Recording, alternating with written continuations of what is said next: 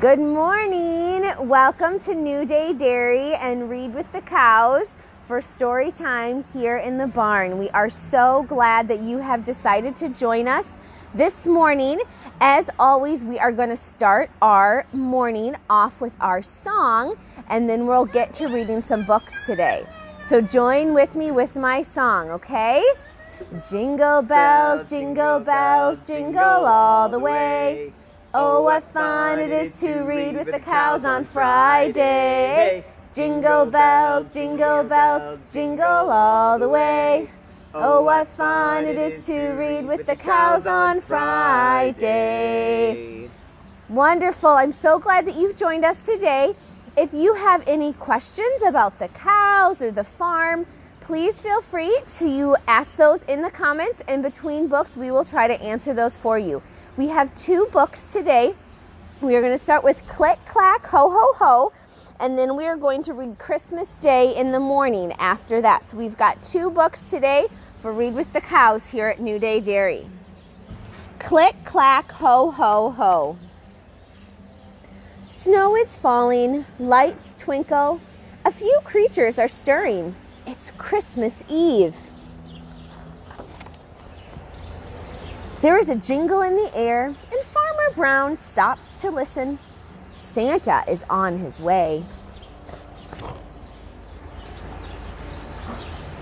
Does that look like Santa?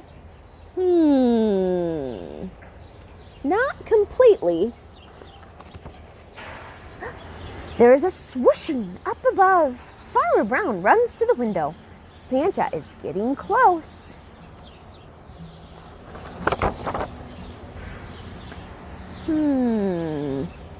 Does that look like Santa? He doesn't have any reindeer. Let's find out. There's a pitter-patter on the roof. Farmer Brown hurries off to bed. Santa is almost here.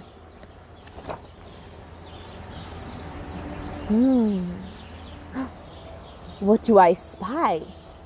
That might be Santa. Ho, ho. Uh-oh. Duck is stuck.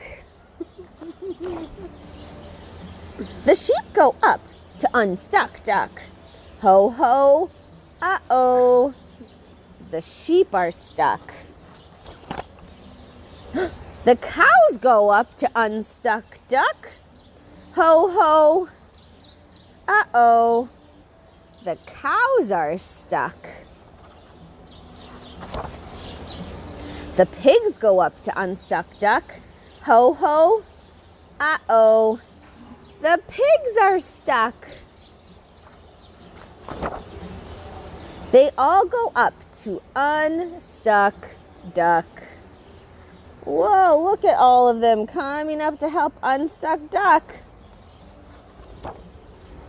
Ho, ho. Uh-oh. Everyone is stuck. It is Santa's turn to unstuck duck. Ho, ho.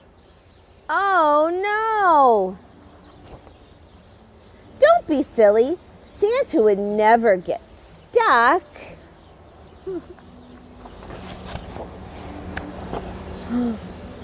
Ooh. I hope my house never looks like that. Now, all around the tree in the light's warm glow, all the creatures are stirring. Ho, ho, ho.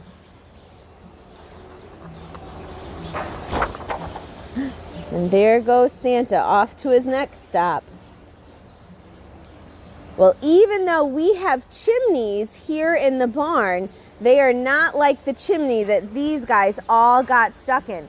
They are way up high at the very, very tip top of our barn, and they let the airflow be fresh and clean, especially coming up here in the winter when the walls are closed, and so we want to make sure that everything is fresh and the air is fresh and clean in here. And so those chimneys can let out just a little or a lot. So those are the chimneys that we have in our barn They're not like the fireplace chimneys that Santa and all of those animals got stuck in our book today. Is there any questions that we have? No. Our next book today is Christmas Day in the Morning, and this one is telling us a story about long ago. So our farm has been in Dan's family since 1890, and that was 130 years ago. And so they used to get up early and just milk a couple cows, because back then lots and lots of people, maybe your great-grandparents or great-great-grandparents, probably had a couple cows that they got up early and milked each day. And so we milk 120 cows now, so that most people don't want a cow in their backyard anymore. So this is set a long time ago and is about a family who had some dairy cows on their farm.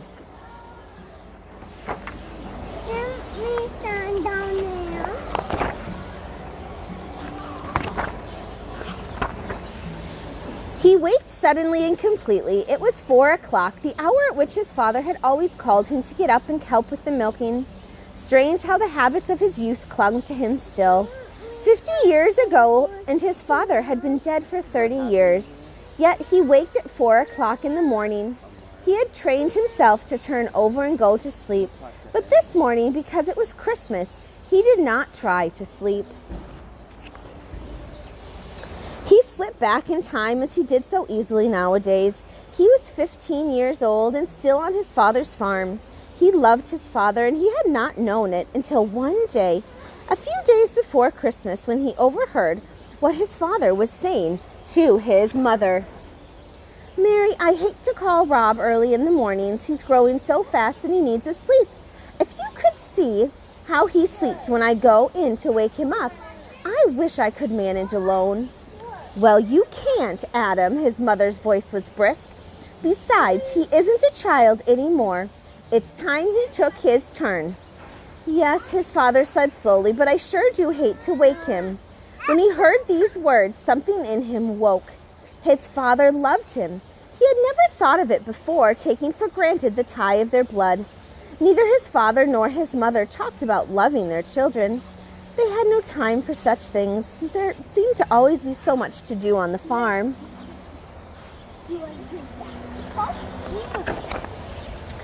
Now that he knew that his father loved him, there would be no more loitering in the mornings and having to be called again. He got up after that, stumbling with sleep, and pulled on his clothes, his eyes tight shut, but he got up. And then on the night before Christmas that year, when he was 15, he lay for a few minutes thinking about the next day.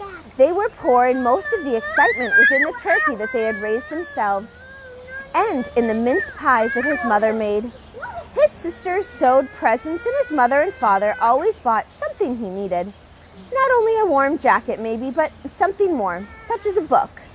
And he saved and bought them each something too. He wished that Christmas he was 15, he had a better present for his father. As usual, he had gone to the 10-cent store and bought a tie. It had seemed nice enough until he lay thinking the night before Christmas that he wished he had heard his father and mother talking in time for him to save for something better. He lay on his side, his head supported by his elbow, and looked out of the attic window.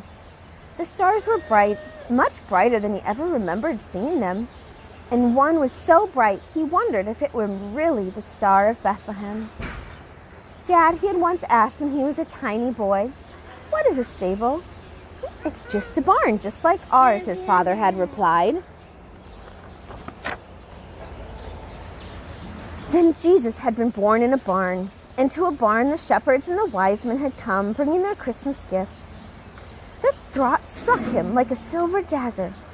Why should he not give his father a special gift too, out there in the barn? He could get up early, earlier than 4 a.m. in the morning. He could creep into the barn and get all the milking done. He'd do it alone, milk and clean up, and then when his father went to start the milking, he'd see it all done, and he would know who had done it. At 2:45, he got up and put his clothes on. He crept downstairs, careful of the creaky boards, and let himself out. The big star hung lower over the barn roof. and a reddish gold. The cows looked at him sleepy and surprised. "So, boss," he whispered. They accepted him placidly, and he fetched some hay for each cow, and then got the milking pail and the big milk cans. Let's sit down, Judah. He had never milked all alone before, but it seemed almost easy. He kept thinking about his father's surprise. His father would come in and call him, saying that he would get things started while Rob was getting dressed. He'd go to the barn and open the door, and then he'd go to get the 2 big empty milk cans. But they wouldn't be waiting or empty. They'd be standing in the milk house, filled. The task went more easily than he had ever known it to before. Milking for once was not a chore. It was something else, a gift to his father who loved him. He finished the 2 milk cans and were full, and he covered them and closed the milk house door carefully, making sure of the latch. He put the stool in its place by the door and hung up the clean milk pail. Then he went out of the barn and barred the door behind him. No, fence. Back in his room, he only had a minute to pull off his clothes in the darkness and jump into bed, for he heard his father up. He put the covers over his head to silence his quick breathing, and the door opened. "Rob," his father called, "we have to get up, son, even if it is Christmas." "All right," he said, sleepy. "I'll go on," his father said. "I'll get things started." The door closed and he lay still, laughing to himself. In just a few minutes, his father would know. His dancing heart was ready to jump from his body. The minutes were endless. 10, 15, he did not know how many. And then he heard his father's footsteps again. The door opened and he lay still. "Rob!" "Yes, Dad?" His father was laughing, a queer, sobbing sort of laugh. "You thought you'd fool me, did you?" His father was standing beside him in his bed, feeling for him and pulling away the covers. "It's Christmas, Dad!" He found his father and clutched him in the great hug. He felt his father's arms go around him. It was dark, and they could not see each other's faces. "Son, I thank you. Nobody ever did a nicer thing." "Oh, Dad, I want you to know I do want to be good." The words broke from him of their own will. He did not know what to say. His heart was bursting with love. "Well, I reckon I can go back to sleep," his father said after a moment. "No, hark. The little ones are waked up. Come to think of it, son, I've never seen you children when you first saw the Christmas tree. I was always in the barn. Come on." He got up and pulled on his clothes again, and they went down to the Christmas tree, and soon the sun was creeping up to where the star had been. Oh, what a Christmas! How his heart had nearly burst again with shyness and pride as his father told his mother and made the younger children listen about how he, Rob, had got up all by himself. "The best Christmas gift I ever had, and I'll remember it, son, every year on Christmas morning, so long as I live." And they had both remembered it, and now that his father was dead, he remembered it alone, that blessed Christmas dawn when alone with the cows in the barn he had made his first gift of true love. And so this Christmas, maybe it's hard for you to go to the store and get something, but maybe you can think of a way that you can show those that you love most of all, giving them a true gift of love. You might not have cows to come out and milk in the barn, but there might be some other thing that you could do to help your family or your parents around the house, and that would probably be the best gift ever for them. Okay? So we thank you so much for joining us today for Read with the Cows here in the barn at New Day Dairy. And as we finish up, do we have any questions? No. So before we finish up today, we're going to sing our jingle one last time. You ready, guys? Jingle bells, jingle all the way. Oh, what fun it is to read with the cows on Friday. Jingle bells, jingle all the way. Oh, what fun it is to read with the cows on Friday. See you next week.